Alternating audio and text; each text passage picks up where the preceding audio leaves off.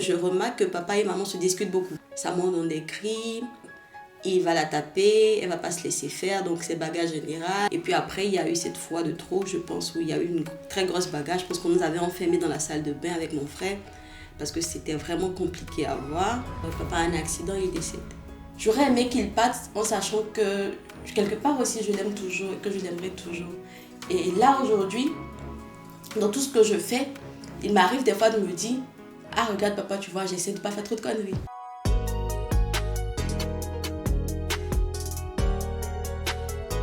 Bonjour à tous et bienvenue sur Résonance, votre podcast où on dit tout haut ce que chacun ressent tout bas. Aujourd'hui, nous avons le plaisir de recevoir Laetitia qui va nous partager un brin de son histoire. Mais cette histoire n'est pas du tout drôle.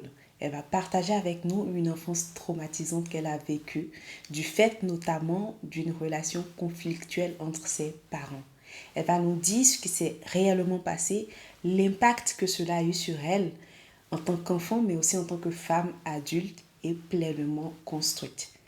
Pourquoi est-ce qu'on vous en parle? Tout simplement parce qu'au final, nous partageons tous les mêmes fardeaux et nourrissons les mêmes espoirs.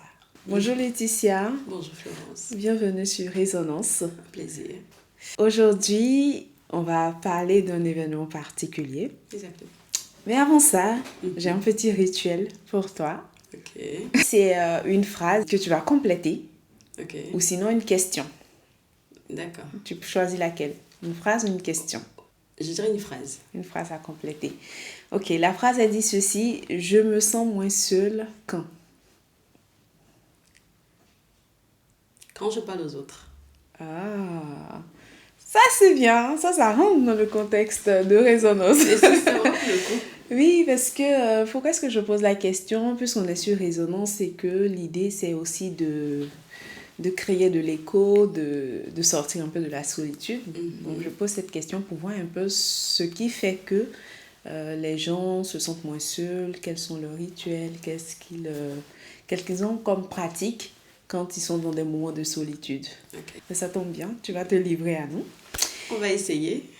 Non, ça ira. Est-ce que tu peux déjà commencer par nous dire d'où est-ce que tu viens, tu es qui, où est-ce que tu as grandi, c'était quoi ton quotidien, ton environnement familial?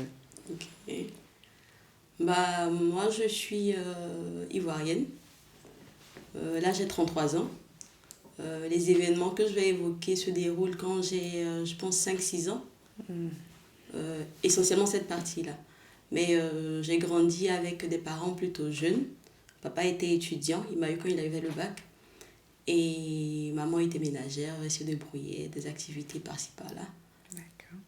Et il y a eu la phase papa et maman, tout se passe bien. Les jeunes enfants, on va à l'école avec mon frère et tout. Ensuite, il y a eu la phase ça ne va pas, c'est la guerre. Tout change, on se retrouve un peu séparés. Papa de son côté, maman de l'autre côté. Ensuite, il y a eu une troisième phase. Il fallait retourner chez papa. Donc, on va dire tout ça se passe dans une période de l'enfance assez jeune. D'accord. Assez jeune. Voilà. Et essentiellement ça. Je suis née à Séguéla.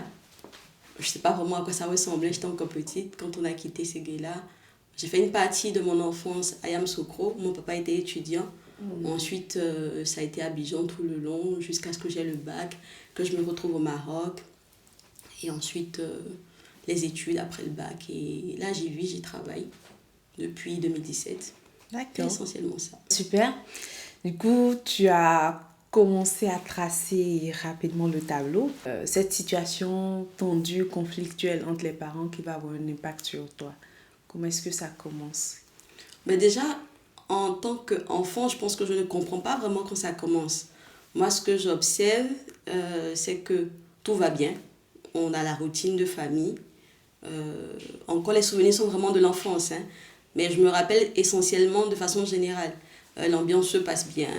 Papa est sympathique, maman est sympathique, mon frère, ça se passe bien, on va à l'école. On a de petites railleries. Je taquine quand mon frère manque l'école. Je dis que c'est pas juste, je suis obligée d'y aller, chacun a ses assiettes. Des petites choses comme ça qui marquent un peu l'enfance. Ensuite, il arrive un moment où je remarque que papa et maman se disputent beaucoup. Ça commence doucement, ça monte dans des cris. Après, c'est vraiment physique. Il va la taper, elle va pas se laisser faire, donc c'est bagarre générale. Et ça a été comme ça un petit moment, jusqu'il y a eu une fois où je sais pas vraiment ce qui s'est passé, mais je sais juste que le lendemain, on n'était plus avec papa. Dans mes souvenirs, on a passé la nuit chez ma tante, je pense, ce jour-là. Et puis, le lendemain, on n'a pas eu d'explication, en fait. C'est-à-dire qu'on est quitté là, on s'est retrouvé là. Et il fallait fonctionner comme si on a toujours été là. Quand vous vous retrouvez chez ta tante, est-ce que, tu l'as dit, tu étais jeune, mais est-ce que tu as des souvenirs de comment tu te sens, est-ce que papa te manque, est-ce que tu poses des questions à maman? Alors les questions, non. Je pense qu'avec mon frère, on ne posait pas spécialement de questions. On comprenait qu'il y avait un problème. Moi, je voyais que maman était un petit peu en souffrance et je ne voulais pas lui poser des questions. Enfin, je ne comprenais pas grand-chose. Je savais juste que papa n'était plus là, il y avait eu palabre et j'étais un petit peu à la fois triste et en colère parce qu'il avait frappé maman. Et c'est plus ça, en fait, c'est la tristesse et la colère. Vous étiez présent quand il... Oui, ben en général, quand ça se passait, on était là. Les télés qui étaient cassées, les trucs qui étaient jetés de la maison, on était là. D'accord. Il y avait des adultes qui nous enlevaient de la scène des fois, mais parce qu'elles ne voulaient pas se laisser faire. Donc, c'était pas du genre, tu me tapes et j'encaisse. C'était, tu me tapes, je réponds. Okay. Donc, nous, on nous enlevait très souvent, mais en attendant qu'on nous enlève, on assiste à quelque chose qui se passe. Très souvent, c'était comme ça. Oui. Donc, il ne me manquait pas spécialement, on va le dire comme ça. Il ne me manquait pas, oui. Parce que j'avais beaucoup de colère, en fait, et de peine. Tu t'es retrouvée, à un moment donné, en famille avec papa. Donc, comment est-ce que ça se fait? Déjà, il y a eu cette période-là où il fallait rester avec maman. Oui. C'était très tendu. Papa venait quelquefois à la maison. Je ne sais pas si c'était pour la convaincre de retourner ou si c'était parce qu'il voulait que je retourne avec lui. Mais ça se soldait pas, ça terminait toujours en bagarre. Et il y a eu une grosse bagarre une fois qui, jusqu'à présent, me reste encore dans la tête. Et après ça, il n'est plus venu. D'accord, il vient voir ta maman. Il vient, je ne sais pas en fait s'il venait pour me voir ou s'il venait pour demander à ce que ma garde lui soit accordée pour qu'il retourne avec moi essentiellement. Mais quand il vient, est-ce qu'il passe un peu de temps avec toi ou c'est juste avec maman qu'il discute? C'est les adultes qui s'asseyent, c'est papa, maman, sa soeur, je pense, qui échangent. Et ça commence plutôt tranquille, ça finit en cacahuète. C'est doucement, doucement, après boum, boum, boum, il part fâché. Et puis après, il y a eu cette fois de trop, je pense, où il y a eu une très grosse bagarre. Je pense qu'on nous avait enfermés dans la salle de bain avec mon frère parce que c'était vraiment compliqué à voir. Et puis, il n'est plus venu après ça. En tout cas, je ne me rappelle plus l'avoir vu après ce jour-là. Et puis, du temps a passé. Et quand il a fallu aller à l'école, quand j'ai eu 7 ans, parce que j'avais déjà manqué l'année, avec le palabre, j'ai manqué la rentrée. Oui. Du coup, j'ai passé l'année comme ça. Et quand il fallait vraiment y aller, à mes 7 ans, là, par contre, il fallait retourner chez papa. D'accord. Du coup, quand tu te retrouves avec lui, parce que là, tu disais tantôt que tu éprouvais une certaine colère, donc il ne te manquait pas spécialement. Non. Et donc, quand tu te retrouves avec lui, qu'est-ce qui se passe? Comment est-ce que tu le vis? Déjà, j'ai pas envie d'être là. Très sincèrement, j'ai pas envie d'être là. Moi, je voulais être avec ma maman, avec mon grand frère. Et il essayait de faire en sorte que ça se passe bien. Mais ça se voyait clairement que j'avais pas envie d'être là. Je pleurais très souvent. Maman me manquait. Et vu que j'étais déjà très fâchée contre lui, j'avais pas envie d'être là, très sincèrement. Mais tu le manifestais comment? Est-ce que c'était du genre tu boudais ou quand il était là, tu ne lui parlais pas, tu étais dans ton coin ou c'était comment? Non, j'étais dans mon coin. Je ne parlais pas spécialement. Je pense que tu peux le savoir, tu le sais certainement. Dans nos cultures africaines, je ne vais pas parler à papa en mode je suis fâchée contre toi, je te déteste. Non, c'est pas ça. On garde pour nous. Tu prends sur toi, tu boudes, il te parle, tu réponds. Peut-être qu'il a remarqué quand il essayait d'avoir des gestes d'affection à mon égard et qu'il rencontrait une certaine froideur. Par exemple, quand il finissait de travailler, il aimait me prendre de l'école et qu'on aille se balader. Et il voulait papoter, discuter, comment tu as passé la journée et tout, est-ce que l'école se passe bien. Et j'étais vraiment silencieuse. Je parlais pas. Je voulais pas en fait connecter. Je voyais ce qu'il essayait de faire et je voulais rien. Du coup, il m'achetait juste tout ce que je voulais. Du popcorn, de la pastèque. On s'asseyait, moi je mangeais tranquillement et on rentrait à la maison. Ça a duré comme ça quasiment une année. Une année. Et à l'époque, ton papa, il s'était remarié? Non, pas du tout. Donc vous viviez que tous les deux? Bah, on vivait tous les deux un petit moment. Après, il avait une compagne qui nous a rejoints, mais je ne sais plus exactement à quel moment. Je sais juste qu'elle est venue après. Là, tu restes silencieuse pendant à peu près 1 an, on va dire. Silencieuse, voilà, on l'a compris. Mais après ça, comment est-ce que ça va évoluer? Bah, après ça, c'est pendant que je suis chez papa, la première année jusqu'à, je pense, la deuxième année, maman n'a pas le droit de venir me voir. Du coup, je ne le vis pas très bien. Mais je prends sur moi. En plus, il y a l'écho qui commence. J'ai envie d'être bien à l'école, de travailler bien. Parce que papa, c'était quelqu'un qui avait une bonne réputation de quelqu'un d'intelligent dans sa famille. Il a été le seul à aller à l'université, a fait une école d'ingénieur. Du coup, tout le monde savait que papa était intelligent. La fille de Ndri, en plus, je lui ressemblais vraiment beaucoup. Du coup, il voulait que j'incarne en fait ce qu'il était. Donc, il mettait vraiment un soin à ce que je sache que j'étais intelligente, que je pouvais faire tout ce que je voulais. Donc, moi, à l'école, j'étais vraiment concentrée. C'est-à-dire que j'avais, je vais dire, deux situations. Quand j'étais à l'école, j'étais concentrée sur l'école. CP1, je le prenais vraiment comme si j'étais à l'université. Et quand j'étais à la maison, c'était l'ambiance de la maison, avec les problèmes qui vont avec. Du coup, on va dire que même avec la relation que j'ai eue avec lui, la relation était en deux tons. D'accord. Il y avait la relation du père qui s'occupe vraiment de sa fille, parce que ça, je peux pas le nier. Il s'occupait vraiment de moi. Du coup, ça se passe bien. Papa, il remplit son rôle de papa. Oui, très bien. Il est exemplaire. Mais qu'en est-il de maman? Bien, maman, elle vient plus me voir parce que papa n'autorise pas. Donc, elle peut pas arriver à la maison. Elle a interdiction de s'approcher de moi. Il laisse même la consigne à l'école. Et du coup, maman, elle essaie en fait de trouver un moyen de me voir. Donc, elle se cachait en fait pour venir à l'école. Donc, en général, je pouvais la voir à la récréation. Moi, je suis en train de jouer. Je la vois qui me fait signe de derrière la porte, de derrière le portail de l'école. Et voilà, c'était essentiellement ça. Elle venait, elle me voyait. Ça va, tu vas bien, tu manges bien et tout. Et puis, elle rentrait. Et ça a duré comme ça quasiment la première année d'école.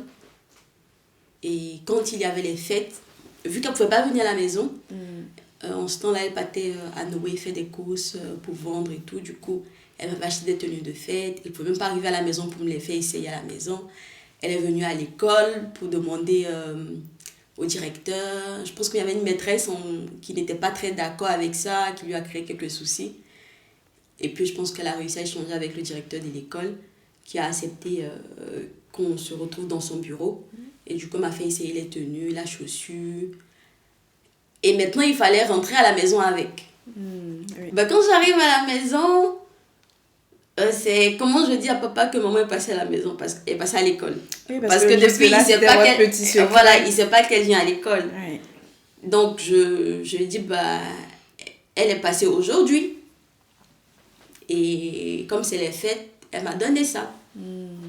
Et je pense je sais plus trop comment ça s'était passé, mais je pense qu'il n'était pas très content. Il voulait pas que je les garde et tout.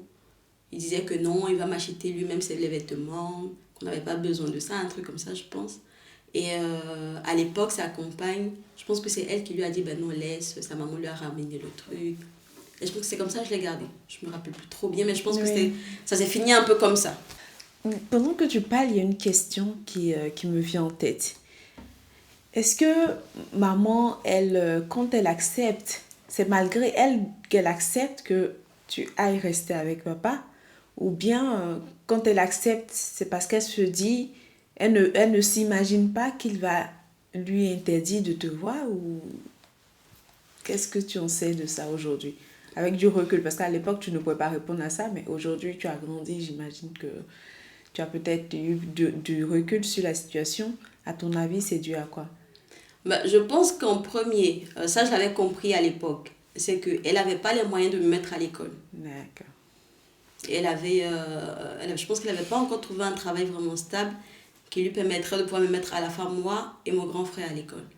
Du coup, c'est très commun hein, chez nous, où des jeunes filles n'ont pas la situation pour pouvoir s'occuper des enfants. Du coup, il arrive un moment comme ça où, malgré elle, elles laissent leur enfant partir chez le père.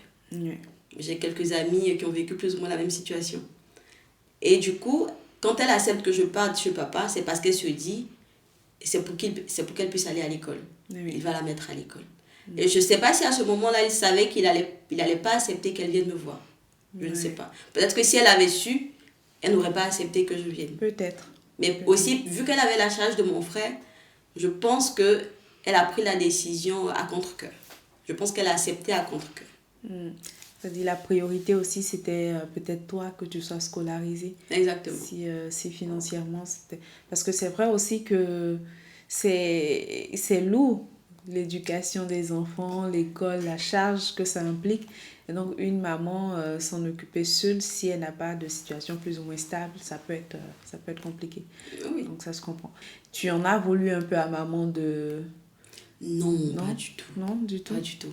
Je pense que quand j'étais petite, jusqu'à présent, hein, mais maman, c'était mon tout. C'est-à-dire que c'est pour ça que j'avais du mal avec papa. Parce que tout ce qui faisait du mal à maman, tout ce qui faisait de la peine à maman, ça me faisait doublement mal. Oui. Donc, je ne lui en ai pas voulu.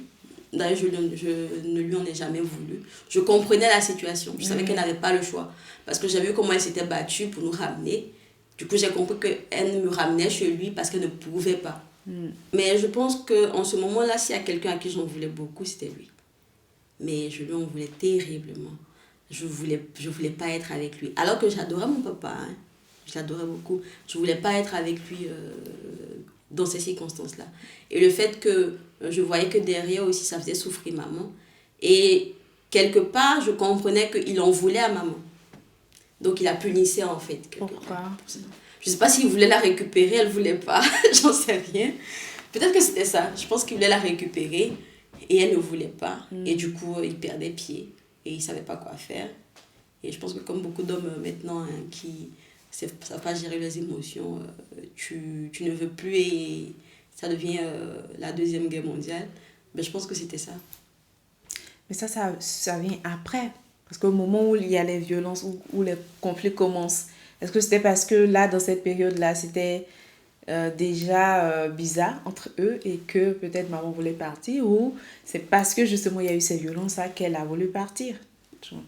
Je pense qu'ils avaient une relation très passionnelle. Je pense qu'ils s'aimaient beaucoup parce que maman m'a dit une fois, elle sait qu'il a beaucoup aimé. Donc je pense qu'ils s'aimaient beaucoup, mais comme beaucoup de personnes, il y avait beaucoup de maladresse. Peut-être qu'il y avait des repères aussi que papa n'avait pas. Du coup, il ne savait pas comment gérer émotionnellement certaines situations. Il était très jaloux. Exagérément jaloux. Ce qui fait qu'aujourd'hui, je ne supporte pas les hommes jaloux. Je ne supporte vraiment pas la jalousie au mot de tu es où, tu fais quoi. J'ai du mal avec ça. Et du coup, c'était ça. Je pense qu'il voulait la récupérer. Comme beaucoup d'hommes, des fois, qui aiment leur femme, mais en même temps, qui font des choses qui ne sont pas vraiment de l'ordre de l'amour. Qui la violente et qui après qui demande pardon. Donc c'était à la fois passionnel et toxique. Oui. Et je pense que quand elle a compris que ça n'allait pas changer, peut-être que c'est là qu'elle s'est dit c'est bon, j'arrête parce que si je reste, on ne va pas s'en sortir, je pense. Hein. Bon, revenons déjà au déroulement de l'histoire. Quand tu vas à l'école avec papa, ça dure jusqu'à quel âge et à quel moment les relations s'apaisent, on va dire? Alors, je ne me rappelle plus exactement quand ça a commencé. Je sais juste que la première année, c'était très compliqué. La deuxième année au CP2, ça allait plutôt bien parce que maman se cachait plus, pouvait me voir à l'école. Elle venait quelques fois à la maison, mais elle venait, on papotait un petit peu, elle me donnait quelque chose et elle rentrait. D'accord. Je me rappelle même plus si papa échangeait avec elle. Je pense qu'il était toujours fâché. Mais peut-être que les grands frères, les tontons, je lui parlais avec et essayais d'arranger les choses. Et puis quand en classe de CE1, je pense que j'ai eu pendant les vacances, avant d'aller au CE1, j'ai eu un accident au niveau des fesses, j'ai eu une brûlure.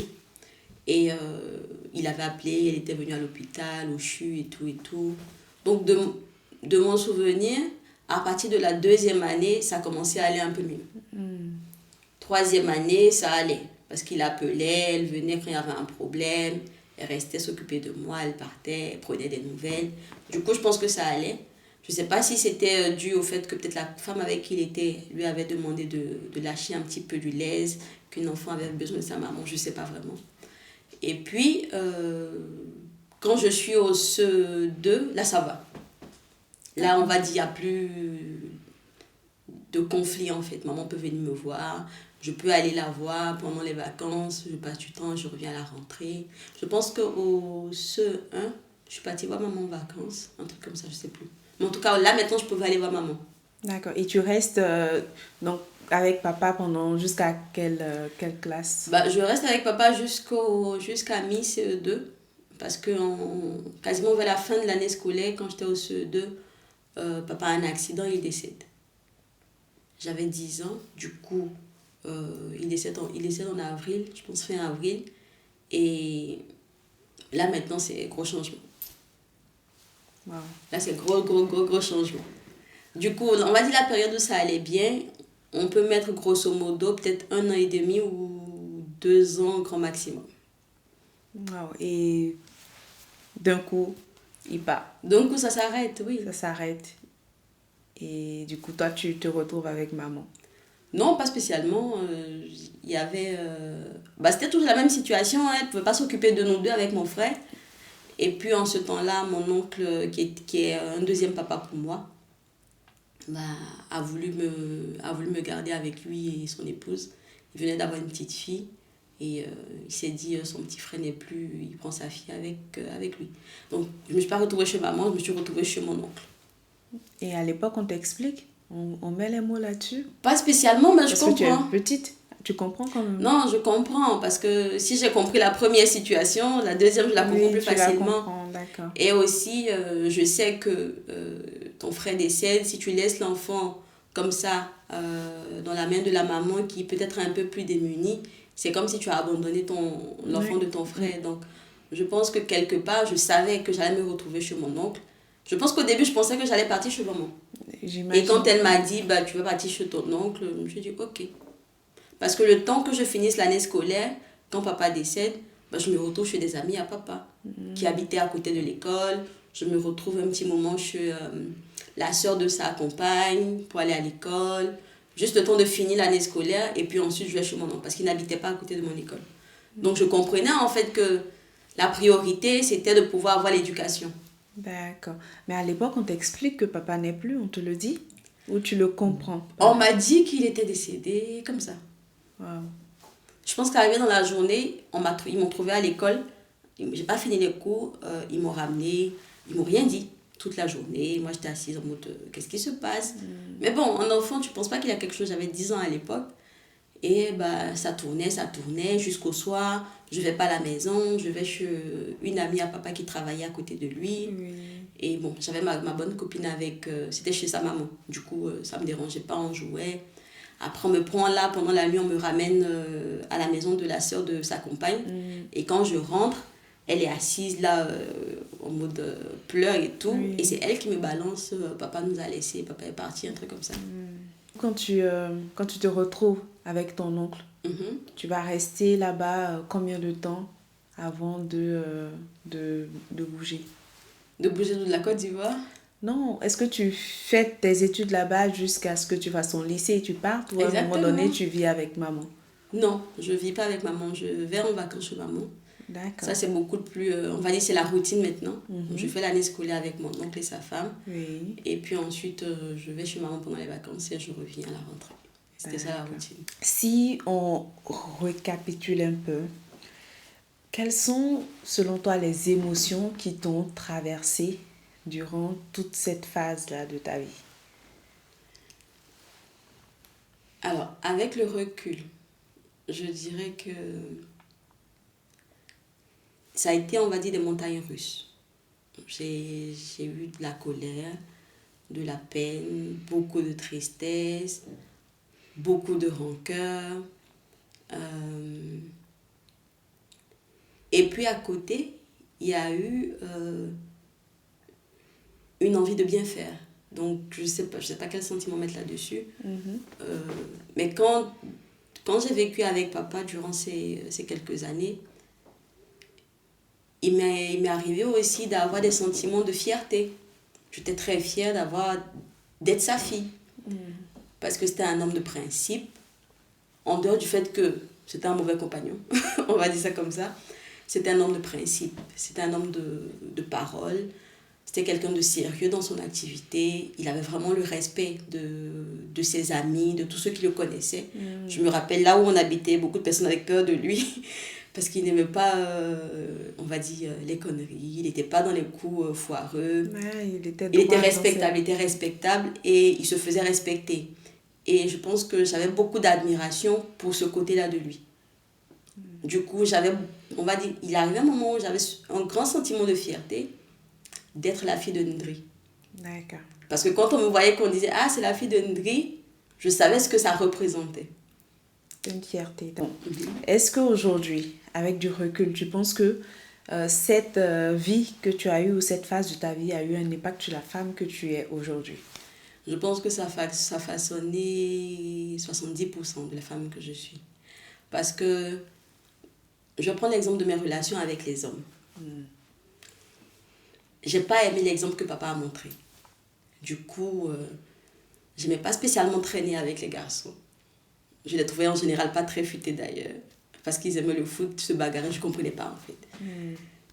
Et j'ai eu beaucoup de méfiance.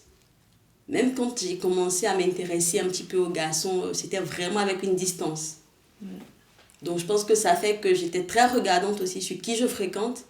Je ne voulais pas fréquenter un garçon qui avait des tendances de petits bandits, avec des aspects bagarreurs. Oui, les petits garçons machos. Exactement, qui buvaient un petit peu, qui fumaient, qui étaient impolis. J'étais vraiment très regardante. Mais pourtant, sur le genre de garçon que je vais fréquenter.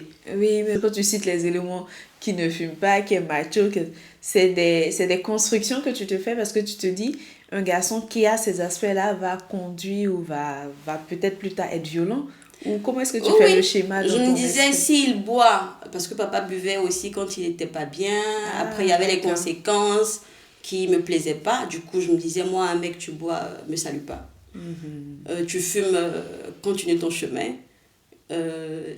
Franchement, ça a été en fait un catalyseur sur beaucoup de choses. Pour beaucoup de personnes, j'étais trop réservée, j'étais trop dure, j'étais pas accessible. Il y avait une barrière finalement. Il y avait une grande barrière. Et pour moi, c'était une barrière de protection, j'étais bien derrière. Parce que je ne voulais pas spécialement m'exposer à tout le monde. Du coup, mais je pensais dans ma tête que c'était suffisant. Oui. Et c'est en grandissant que j'ai commencé à comprendre que il y a des choses sur lesquelles j'avais mis une certaine rigueur, comme par exemple un homme qui boit, un homme qui fume. Et que peut-être il fallait nuancer un petit peu. Donc j'ai commencé à me dire, bon, peut-être s'il boit, mais qu'il ne boit pas trop. Tu vois, s'il fume, même s'il ne fume pas trop, ou bien s'il fume mais qu'il a l'intention d'arrêter, j'ai commencé à nuancer un petit peu. Ça arrive quand on se rend compte qu'il y a un beau mec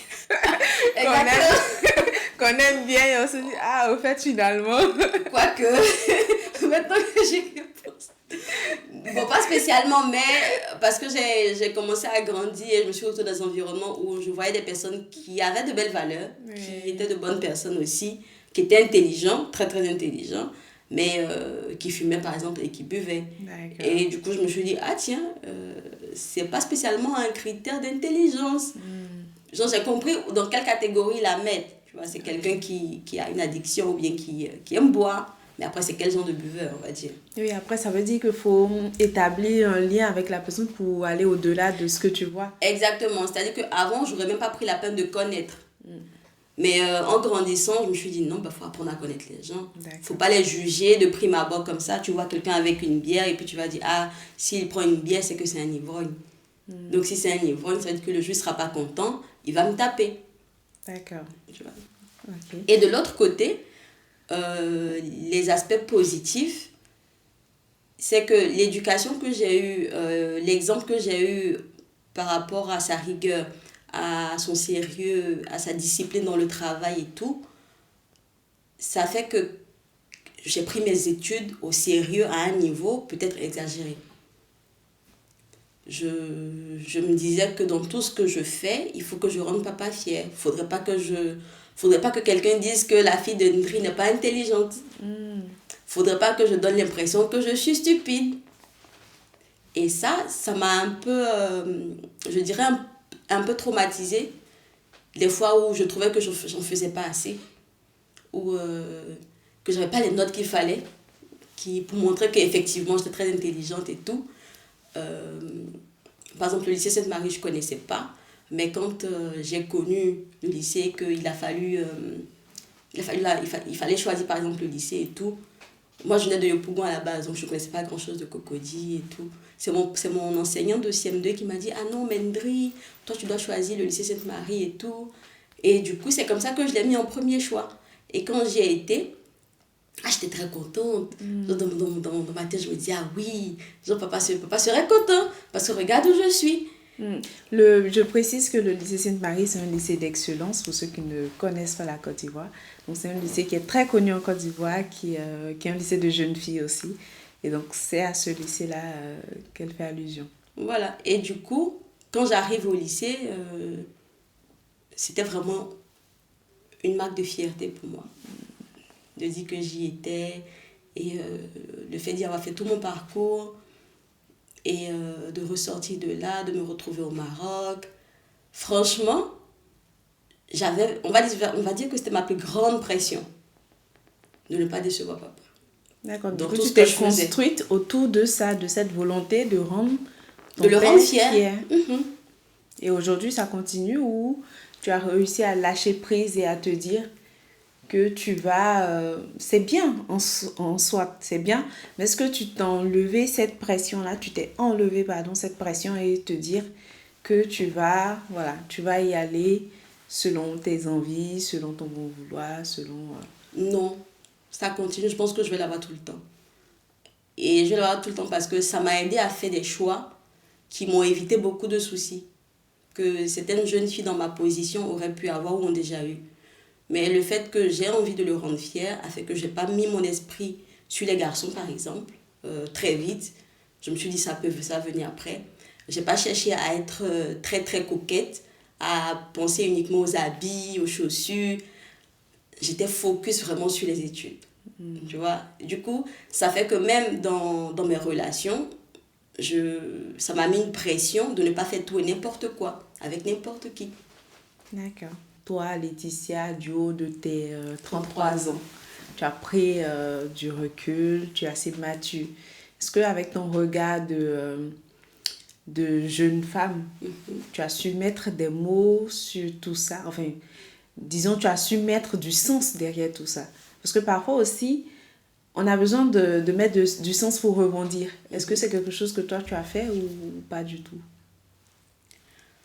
Je pense que le sens que j'ai mis là-dessus, sur le long terme, c'est de me dire que tout ce que Dieu fait est bon. Tout ce qui s'est passé pour moi aujourd'hui, c'était un concours de circonstances qui avait l'objectif de me forger. Parce que ça fait aussi que j'ai pu évoluer avec des difficultés et sans d'autres difficultés, par exemple. Ça m'a permis de me préserver de certaines difficultés. D'accord. Donc aujourd'hui, je me dis, c'est arrivé, Dieu a fait en sorte que je puisse m'en sortir. Si tu devais porter un message, que ce soit aux personnes qui ont vécu une enfance difficile ou qui ont grandi dans un environnement conflictuel, ou voilà, je te laisse choisir à qui tu veux adresser un message pour tirer des leçons de ce que tu as vécu. Ok. Je pense que je vais m'adresser en premier aux hommes qui ont eu des enfants avec des femmes avec qui ils ne sont plus en couple. Quand vous n'aimez plus une femme, ou quand vous voulez encore d'elle mais qu'elle ne veut plus de vous, ou quand la relation s'est terminée dans des situations conflictuelles et tendues, gardez à l'esprit que la punir va faire que vos enfants vont avoir des sentiments négatifs à votre égard. Que chaque enfant qui adore sa maman, qui aime sa maman, a en horreur la personne qui l'a fait souffrir. Donc quand vous allez prochainement penser à vous venger par exemple de votre ancienne partenaire, gardez à l'esprit que vous avez créé une vie avec cette personne et que là maintenant vous devez penser au bien-être de l'enfant et que l'enfant a besoin de son parent toute sa vie. Donc ce sera franchement la première personne à qui je vais m'adresser, ce sera à l'homme qui aujourd'hui a un enfant avec une femme avec qui il n'est plus. Faites un effort, pensez aux enfants. Je pense que la deuxième personne à qui je vais m'adresser, ce sera les enfants qui, pour quelconque circonstance, ont eu des différends avec le parent, le papa ou le maman, et qui aujourd'hui ne le parlent plus, qui ont de la rancœur, on leur demande pardon, ils ne veulent pas laisser, ils sont têtus, ils veulent couper les ponts. À moins qu'il ne s'agisse d'une situation où ils ont attenté à votre vie, comme peut-être vous empoisonner, je ne sais pas quoi, ou qu'ils ont fait des choses vraiment très très graves. Si quand vous analysez la situation, vous savez que ce sont des situations qui peuvent être réglées, prenez le temps de vous réconcilier avec vos parents. Parce que très souvent on pense que demain est acquis, mais ce n'est pas la vérité. Je ne pensais pas qu'à 33 ans, j'aurais ce manque cruel là, de ne pas avoir mon papa, de ne pas pouvoir l'appeler, de ne pas avoir le type de relation « Allô papa, j'ai besoin de quelque chose, allô papa, je ne me sens pas bien ». Ne serait-ce que savoir que j'ai quelqu'un, maman est là, hein, elle fait ce qu'elle peut, elle est formidable, je suis entourée, mon oncle est là et tout, mais je ne pourrais pas dire que j'aurais aimé, que je n'aurais pas aimé qu'il soit là. Franchement, ne perdez pas le temps. Prenez le temps de parler à vos parents. Recollez les morceaux. Faites les efforts, ça ne va pas vous rabaisser, ça va vous grandir. Vous allez rattraper du temps. Apprenez à construire de nouvelles relations. J'aurais aimé qu'il parte en sachant que quelque part aussi je l'aime toujours et que je l'aimerai toujours. Et là aujourd'hui, dans tout ce que je fais, il m'arrive des fois de me dire « Ah regarde papa, tu vois, j'essaie de ne pas faire trop de conneries. » Donc prenez le temps d'aimer vos parents et de le leur dire pendant que vous les avez. Et si vous avez un problème, prenez le temps de le réparer. Ils ne seront pas toujours là. Tu t'es mise beaucoup de pression, mais je pense que c'est important aussi que tu prennes conscience qu'il est fier de toi, tu vois. Je ne sais pas si tu te le dis souvent, mais moi j'ai envie que tu te le dises souvent. Ouais, je pense qu'il serait fier parce que j'ai vraiment fait l'effort de ne pas faire trop de conneries. Pour ceux qui nous regardent depuis YouTube, vous aurez remarqué que c'est assez lourd, c'est assez difficile pour Laetitia de partager cette histoire avec nous. C'est, voilà, vous voyez les émotions. Et n'hésitez pas à lui donner de la force dans les commentaires parce que c'est pas évident de s'ouvrir à des gens qu'on ne connaît pas. Mais elle a tenu, elle a insisté, parce que je voulais vraiment qu'on arrête. Elle a insisté pour donner ce message de fin parce qu'elle estime que ça peut aider, ça peut sauver d'autres personnes. Et surtout parce qu'elle ne veut pas que certaines personnes aient ce regret-là qui l'anime aujourd'hui. Donc, donnez-lui de la force et remerciez-la aussi de s'ouvrir à nous de cette façon. Avant de finir, j'ai un rituel de fin. On a fait un rituel de début, donc il y a un rituel de fin. Ok. Il s'agit d'un mot que l'invité qui est passé juste avant toi t'a laissé. Ok. Et donc, je vais te le lire, mais toi aussi, tu devras faire pareil. Laisser un mot pour le prochain invité. Ok. Et donc, la personne nous dit ceci. Si aujourd'hui, tu traverses une épreuve difficile, sache que ce n'est pas la fin. Ok. Tu es plus forte que tu ne le crois et Dieu te réserve un avenir bien meilleur. Amen. Ouais, ça colle plutôt bien avec le sujet d'aujourd'hui. Oui, c'est un beau message. C'est un très beau message. Du coup, tu feras pareil tout à l'heure. Avec plaisir. On est à la fin de ce podcast. est-ce que tu as un dernier message que tu aimerais aborder avant qu'on ne dise au revoir à nos auditeurs? Bien, ça a été un plaisir. Plaisir à la fois une partagé. douleur. C'est pas quelque chose que je fais très souvent.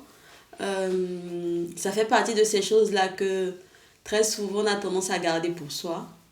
Je pense que beaucoup de personnes qui me connaissent ne pensent pas que j'ai pu passer par ça. Comme je sais pas aussi ce qu'ils ont pu traverser. Et il y a certaines personnes qui peut-être comprendront un peu mieux le trait de caractère que j'ai pu avoir à un moment donné, qu'ils m'ont connu. D'autres qui m'ont trouvé un peu fermée, distante, froide, réservée, trop compliquée. Je pense que ça leur permettra d'avoir une meilleure connaissance aussi de ma personne. Et c'est un bon exercice, je pense. Franchement, c'est un bon exercice. Peut-être qu'il faut que je voie un thérapeute. Mais ça te fera du bien. Oui, parce que c'est assez difficile d'en parler. J'en parle pas très souvent et j'ai constaté qu'à chaque fois que j'en parle, c'est comme si je revis la chose et c'est un petit peu difficile à développer. C'est pas une très belle situation, on va dire, que je ressens dans le corps quand je suis en train d'en parler. Mais c'est important parce que je me dis, il y a des gens qui en ont peut-être besoin, qui ont besoin de l'entendre. Et peut-être que si j'avais vu quelque chose comme ça, à l'époque j'étais encore plus jeune, mais si j'avais été dans un contexte où c'était une situation courante et que j'avais vu quelqu'un en parler, peut-être que ça m'aurait donné plus de courage pour réparer les choses, pour aborder les choses différemment. Donc, en tout cas, si vous partagez vos expériences, ça ne peut que vous grandir au final. Ce sera tout. En tout cas, merci beaucoup d'être passé sur Résonance. De rien, chérie. On te souhaite beaucoup de force et de belles choses pour la suite. Merci. Et même si il y a eu, on va dire que ce que tu as vécu a eu un impact double, parce que tu parlais de certaines choses qui peuvent être parfois négatives. Mais en tout cas, ça fait de toi une belle personne et je pense que c'est ce que tu dois garder aussi pour la suite. Oui, c'est le plus important. Voilà. Et puis, comme le dit la Bible, Dieu ne nous donnera jamais un fardeau qu'on ne peut pas supporter. Franchement, je dis merci déjà à Dieu parce qu'il m'a vraiment porté. Il a mis des gens sur mon chemin qui m'ont aidé aussi. Je fais un coucou à toutes ces personnes-là, mes enseignants du primaire, mes professeurs au lycée, les éducatrices, toutes les personnes de bonne volonté que je connais ou que je ne connais pas, qui ont eu, ne serait-ce qu'à un moment de leur vie, à faire quelque chose pour moi. Et je leur dis infiniment merci pour cette marque-là. Parce que quelque part, c'est grâce à eux aussi que je suis là. Oui. Donc, et merci à toi pour l'opportunité. Et puis pour ce que tu fais, plaisir. Abonnez-vous, commentez, likez, partagez, faites tourner. Donnez-lui beaucoup d'amour et beaucoup de force. Merci à vous de nous avoir suivis jusqu'à la fin. N'hésitez pas à laisser des mots encourageants et à remercier Laetitia pour avoir partagé un brin de son histoire avec nous. Si vous aussi vous avez des choses à partager, n'hésitez pas, vous avez l'adresse email en description. Vous pouvez nous contacter et nous nous ferons un plaisir de vous retrouver sur ce plateau.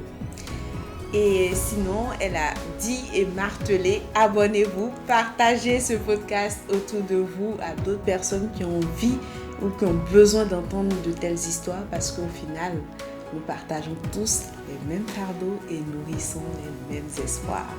Bye! Au revoir!